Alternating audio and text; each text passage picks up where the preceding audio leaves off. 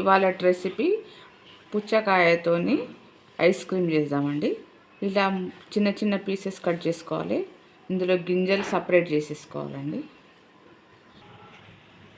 Mixie పట్టుకునేటప్పుడు చక్కెర, ఇప్పుడు ఇలా పుచ్చకాయ ముక్కలు మిక్సీలో వేసుకో. 1 టేబుల్ స్పూన్ నిమ్మరసం గ్రైండ్ చేసుకోవాలండి. ఇలా వడకట్టుకోవాలండి. వడకట్టుకున్నాక ఐస్ క్రీమ్ ట్రేస్లో పోసుకోవాలండి.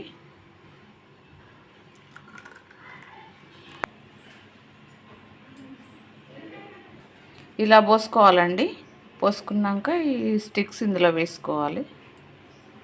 ఇప్పుడు ఫ్రిడ్జ్లో పెట్టుకోవాలండి. ఒక 6 to 8 అవర్స్ వరకు పెట్టుకోవాలండి. పుచ్చకాయ ఐస్ క్రీమ్ రెడీ అండి. ఈ వీడియో చూసి మీరు కూడా ఇలాగే చేసుకోండి.